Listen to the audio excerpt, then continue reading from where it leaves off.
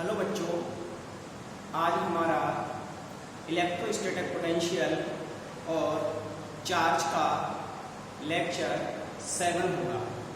Lecture 6 में आप लोगों के लिए हमने इलेक्ट्रोस्टैटिक पोटेंशियल एनर्जी के लिए पढ़ाया था।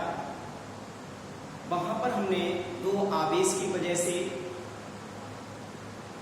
स्थिर वैद्युत ऊर्जा और 3 आवेशों के निकाय की स्थिर वैद्युत ऊर्जा और 4 आवेशों के निकाय की स्थिर वैद्युत ऊर्जा की गणना की थी। अब हम इस चैप्टर में आगे बढ़ेंगे और आज का हमारा लेक्चर 7 का जो पहला टॉपिक होगा वो है किसी वैद्युत द्विध्रुव की स्थितिज ऊर्जा। कोई इलेक्ट्रिक डाइपोल है, उसकी स्थितिज ऊर्जा क्या होगी, इसका हमें फार्मूला ड्राइव करना है। तो टॉपिक है हमारा वैद्युत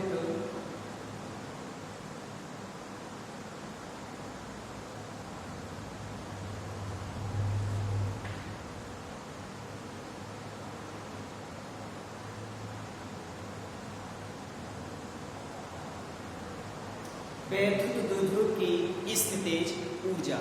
ये स्थितिज ऊर्जा होती क्या है? सबसे पहले तो हमें स्थितिज ऊर्जा को समझना है कि ये पोटेंशियल एनर्जी किसी भी इलेक्ट्रिक डाइपोल की क्या होती है।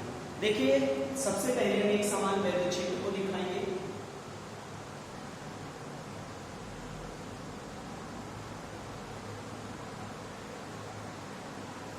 ये हमारा एक समान वैद्युत क्षेत्र हो गया और इस वैद्युत क्षेत्र में हमने मान लिया कोई डाइपोल लंबवत रखा हुआ है, मतलब इस तरीके से रखा हुआ है। तो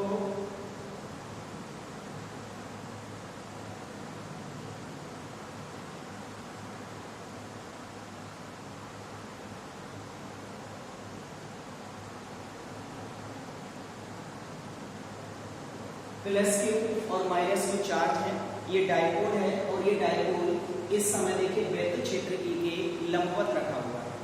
अब हम क्या काम करेंगे, इस डाइपोल को क्षेत्र की दिशा में घुमाएंगे, इस तरीके से घुमाएंगे। अब हमने डाइपोल के लिए थोड़ा सा घुमाकर और इस पोजीशन में पहुंचा दिया।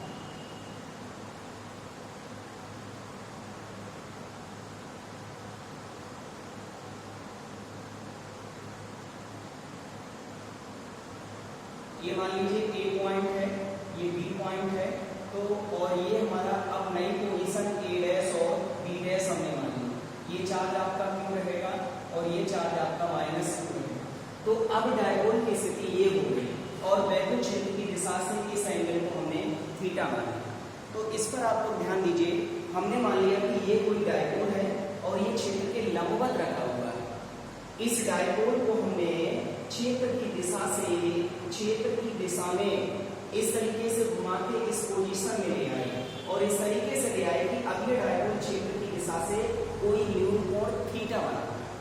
तो डाइपोल के लिए लंबवत स्थिति से और इस स्थिति में घुमाने में हमें कुछ ना कुछ कार्य जरूर करना पड़ेगा, क्योंकि बिना कार्य किए डाइपोल क्षेत्र की दिशा में नहीं घूमेगा और डाइपोल को घुमाने में जो हमें कार्य करना पड़ता है उसी कार्य को कहते हैं डाइपोल की स्थिर वैद्युत ऊर्जा।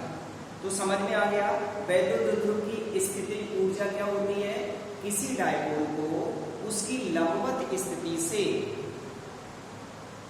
वैद्युत क्षेत्र की दिशा से किसी कोण तक लाने में या घुमाने में जो कार्य करना पड़ता है उसी कार्य को कहते हैं डाइपोल की स्थिर वैद्युत ऊर्जा, डाइपोल की स्थितिज ऊर्जा। ठीक है, तो द्विध्रुव की स्थितिज ऊर्जा क्लियर हो गया डेफिनेशन। अब हम इसके सूत्र की स्थापना करेंगे। पहले ये लंबवत रखा हुआ था, अब क्षेत्र की दिशा से न्यून कोण थीटा बना। तो देखिए कार्य कितना हो जाएगा, कार्य निकालेंगे टाउ डी थीटा का हम इंटीग्रेशन कर देंगे 90 डिग्री से थीटा ले लेगा, ये कार्य हो जाएगा। ये कहां से आया, इसके लिए पहले आप समझ लें। किसी डाइपोल को सूक्ष्म एंगल डी थीटा घुमाने में किया गया जो कार्य होता है dw वो होता है टाउ डी थीटा। किसी डायपोल के लिए सूक्ष्म एंगल डी थीटा घुमाने में जो किया गया कार्य है, ये फार्मूला आपको ध्यान रखना है, किया गया कार्य जो dw बराबर होता है वो टाउ डी थीटा होता है। लेकिन उसकी वैद्युत क्षेत्र की दिशा से थीटा एंगल तक लाने में हमें कितना कार्य करना पड़ेगा, तो टाउ डी थीटा जो हमारा सूक्ष्म कार्य है उसका हम इंटीग्रेशन कर देंगे, समाकलन कर देंगे, तो टोटल बात निकल आएगा, पूरा कार्य निकल आएगा। अब हमने लिमिट 90 से थीटा तक क्यों लगाई है, समझने वाली चीज यहाँ पर ये है। प्रारंभिक लिमिट जो निम्न सीमा है, लोअर लिमिट है, वो 90 डिग्री हमने इसलिए लगाई है क्योंकि शुरू में डायपोल क्षेत्र की दिशा के लंबवत रखा हुआ। देखिए इस समय ये जो डायपोल है वो क्षेत्र की से 90 डिग्री का कोण बना रहा है, क्षेत्र के लंबवत रखा हुआ। और हमने उच्च सीमा बाद वाली जो लिमिट है वो हमने थीटा इसलिए लगाई है क्योंकि जब हमने डायपोल को घुमाकर a डैश b डैश स्थिति में कर दिया तो अब ये डायपोल क्षेत्र की दिशा से थीटा कोण बना रहा है। तो देखिए 90 डिग्री से थीटा एंगल तक लाने में जो कार्य करना पड़ता है वही तो होता है वैद्युत द्विध्रुव की स्थिति ऊर्जा। चलिए अब इसके लिए इंटीग्रेट करते हैं। 90 से थीटा तक लिमिट और टाउ डी थीटा, आपने टाउ पढ़ा था पिछले चैप्टर में, टाउ बराबर प्रूफ किया था पीई साइन थीटा होता है, तो टाउ की जगह लगा देंगे पीई साइन थीटा और ये चल रहा है हमारा डी थीटा। यहां से आप पी के लिए बाहर कर दीजिए, पी को बाहर कर दीजिए और अंदर 90 डिग्री से थीटा लिमिट और साइन थीटा डी थीटा। अब साइन थीटा का इंटीग्रेशन आप लोगों ने पढ़ लिया होगा मैथमेटिक्स में, जिन्होंने नहीं पढ़ा है मैथ्स वालों ने पढ़ने को मिलेगा, मैथ्स में बायोलॉजी वालों को नहीं मिलेगा, तो हम इसमें बता दे रहे हैं। साइन थीटा का जो इंटीग्रेशन होता है वो माइनस कॉस थीटा होता है, ये फार्मूला है इंटीग्रेशन का। साइन थीटा का जो इंटीग्रेशन है वो माइनस कॉस थीटा होता है। तो यहाँ पर हम साइन थीटा का इंटीग्रेशन लगा देंगे तो W बराबर आ जाएगा, यहाँ पर पी आपका ऐसा ही रहेगा, साइन थीटा का इंटीग्रेशन माइनस कॉस थीटा हो गया और 90 डिग्री से थीटा लेंगे। पीई माइनस को हमने बाहर कर दिया। अब लिमिट का रूल आप लोगों को पहले ही बता चुके हैं क्योंकि इंटीग्रेशन कोई नया नहीं है, कई बार आ चुका है, पहले चैप्टर में भी आया था। जो लिमिट होती है उसका रूल ये होता है कि एक बार जो भी अंदर वेरिएबल होता है, जो भी अंदर चर होता है, उसकी जगह हम एक बार ऊपर वाली लिमिट रखते हैं, बीच में साइन माइनस लगाते हैं, फिर नीचे वाली लिमिट रखते हैं। तो एक बार इस थीटा की जगह थीटा रखेंगे तो cos थीटा आएगा, माइनस एक बार थीटा की जगह 90 डिग्री रख देंगे क्योंकि माइनस लगा के लोअर लिमिट आती है। तो ये आ गया minus P E cos theta minus 0, क्योंकि cos 90 की वैल्यू आप जानते हैं 0। तो ये W बराबर आ गया आपका माइनस पीई cos थीटा। और आपको क्या बताया था कि डायपोल को लंबवत स्थिति से घुमाकर किसी एंगल तक लाने में जो कार्य करना पड़ता है, जो कार्य W होता है, उसी को तो हम डायपोल की वैद्युत द्विध्रुव की स्थिति ऊर्जा कहते हैं। इसका मतलब ये जो कार्य निकल के आया है यही कार्य द्विध्रुव की स्थिति ऊर्जा होगी। तो नीचे लिख देंगे यही कार्य द्विध्रुव की स्थितिज ऊर्जा, यही कार्य द्विध्रुव की स्थितिज ऊर्जा है। अतः अब इसके लिए कैपिटल यू से डिनोट कर दीजिए, अतः कैपिटल यू बराबर माइनस पीई cos थीटा। ये द्विध्रुव की स्थितिज ऊर्जा का सूत्र हो गया। इसके लिए हम ऐसे भी लिख सकते हैं क्या u बराबर minus P vector dot E vector. ऐसा हमने इसलिए किया क्योंकि आप लोग जानते हैं, फर्स्ट ईयर में पढ़ा है, 11th में आपने पढ़ा है, a डॉट b बराबर ab cos थीटा। तो यहाँ पर pe cos थीटा को vector p dot vector e भी लिख सकते हैं।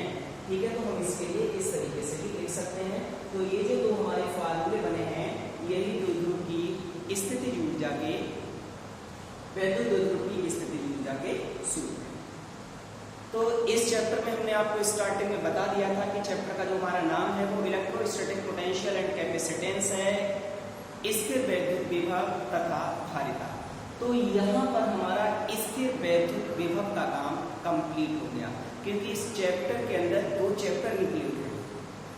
एनसीईआरटी बुक में 2 चैप्टर मिलाकर इस चैप्टर को बनाया गया है। एक तो स्थिर वैद्युत विभव एक पूरा अलग चैप्टर है, धारिता एक पूरा अलग चैप्टर है। तो स्थिर वैद्युत विभव का काम आज हमारा यहाँ पर समाप्त हो गया।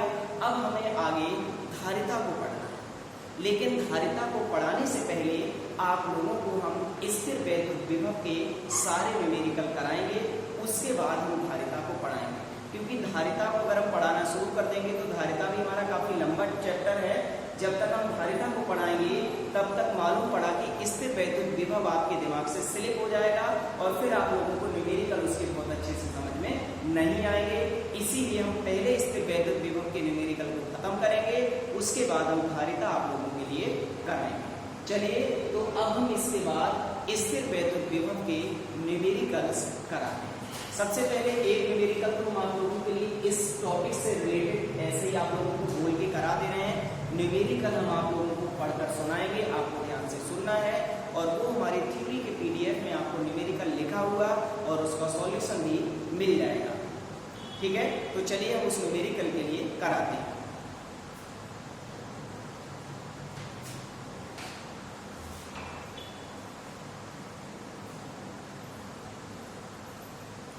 हाँ, तो आप लोग ध्यान से क्वेश्चन को सुनिएगा। +8 नैनो कूलम और -8 नैनो कूलम आवेश परस्पर 4 सेंटीमीटर की दूरी पर रखे हुए हैं। मतलब +8 नैनो कूलम और -8 नैनो कूलम के जो आवेश हैं वो एक डायपोल बनाते हैं, जिस डायपोल की लंबाई 4 सेंटीमीटर है। और ये डायपोल वैद्युत क्षेत्र से 60 डिग्री का कोण बनाते हुए रखा गया है, और रखने पर इस पर जो बलून काम करता है, जो बलाघूर्ण काम करता है, वो 4√3 न्यूटन मीटर का बलाघूर्ण कार्य करता है। गणना कीजिए। नंबर 1 वैद्युत क्षेत्र का परिमाण, नंबर 2 द्विध्रुव की स्थितिज ऊर्जा। तो 2 चीजें हमें यहाँ पर बतानी है। एक तो बताना है कि वैद्युत क्षेत्र कैपिटल E का मान कितना होगा, दूसरा हमें बताना है कि डायपोल की स्थितिज ऊर्जा कितनी होगी। सबसे पहले हमें ये देखना है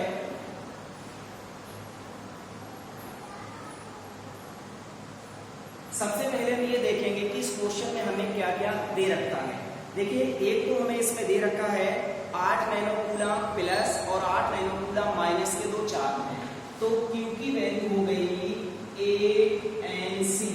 Nc का मतलब नैनो कूलम।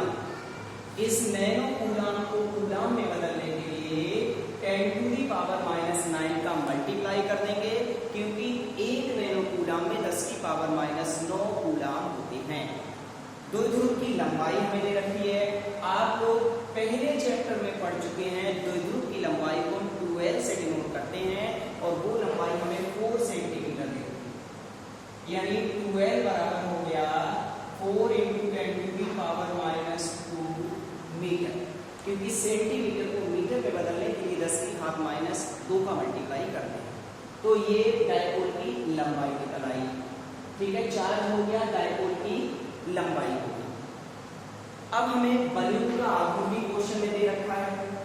ये सब कुछ सवाल में दे रखा है, क्वेश्चन में दे रखा है, हमें अपने पास से कुछ भी अभी इसमें जोड़ा नहीं है। टाउ हमें दे रखा है वो 4√3 Nm न्यूटन मीटर। Nm का मतलब यहाँ पर न्यूटन मीटर है। इतना क्वेश्चन में दे दिया है। सबसे पहले हमें फर्स्ट नंबर में E बताना है, वैद्युत क्षेत्र का परिमाण कितना होगा वो बताना है। तो इसके लिए हम फार्मूला लगाएंगे, टाउ बराबर PE sin थीटा। ये हम आप लोगों के लिए टाउ बराबर PE sin थीटा पहले चैप्टर में पढ़ा ही चुके हैं। टाउ की वैल्यू लगा दीजिए 4√3। P की वैल्यू, P आप जानते हैं Q × 12 होता है। P का जो मान होता है वो Q × 12 होता है। ये फार्मूला आप लोगों ने पढ़ा है। जो वैद्युत द्विध्रुव आघूर्ण होता है वो P बराबर Q × 12 होता है। तो Q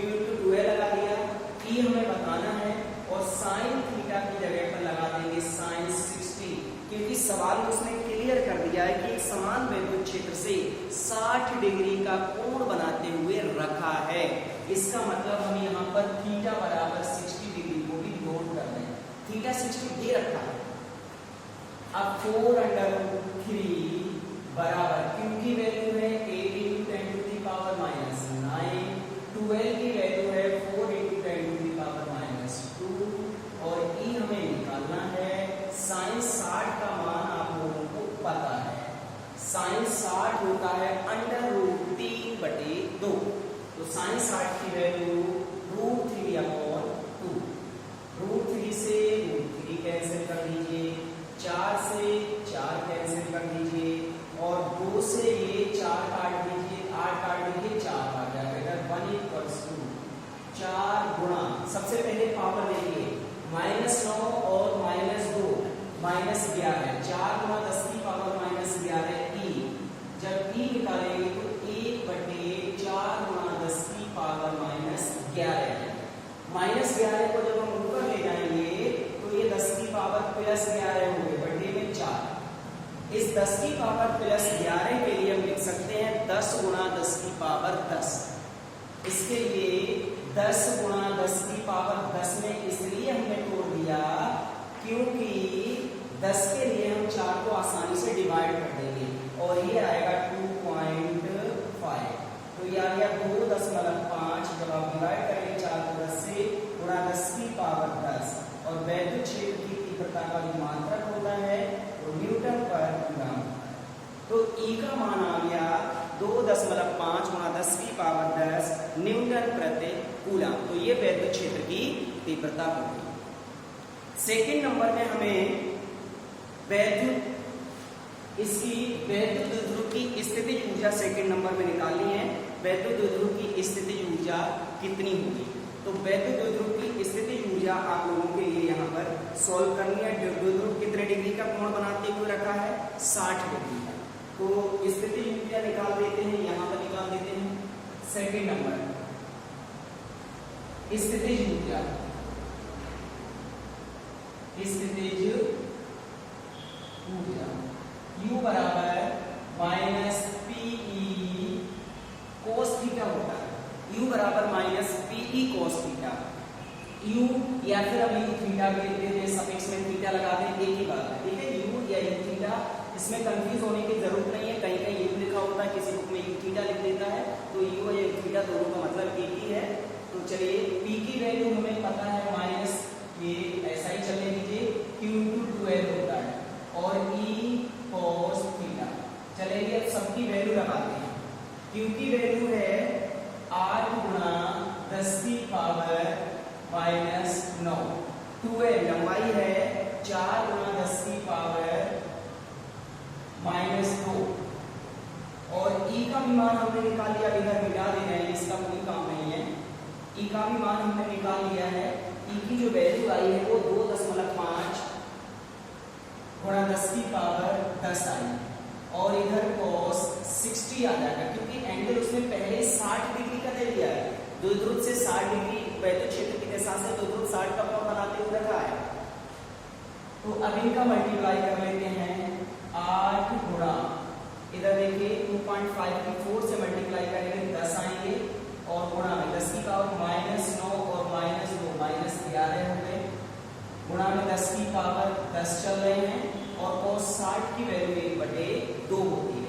ये 2 से काट दीजिए, 8 4 बार जाएंगे, 4 बाई 40 गुणा 10 की पावर -2 चल ही रहा है, शुरू में माइनस तो चल ही रहा है, 10 की पावर -1 बचेगा। माइनस की 11 पावर है, प्लस की 10 पावर है, तो -1 पावर बचेगी, या फिर -4 जूल, क्योंकि स्थितिज ऊर्जा का जो मात्रक है वो होता है जूल। 10 की पावर जो -1 है वो 0 को खत्म कर देगी, तो ये आ गया आपका -4 जूल। ठीक है, तो ये वाला जो टॉपिक है हमारा वैद्युत द्विध्रुव की स्थितिज ऊर्जा वो कंप्लीट हो गया। इससे रिलेटेड आप लोगों को एक न्यूमेरिकल भी करा दिया है। अब हम इस चैप्टर के बाकी जो न्यूमेरिकल्स हैं उनके लिए करेंगे। इस न्यूमेरिकल के लिए हम आप लोगों को बता दें, न्यूमेरिकल के लिए हम आपको एक शीट अवेलेबल कराएंगे, एक शीट देंगे, उस शीट में सारे न्यूमेरिकल नोट हो रहे हैं। वो सारे न्यूमेरिकल आप लोगों के लिए पहले सेंड करेंगे, उनके लिए आप सॉल्यूशन के लिए हमें करना है। तो चलिए बाकी के न्यूमेरिकल यहाँ इसके बाद हम एक्सरसाइज के न्यूमेरिकल स्टार्ट करते हैं।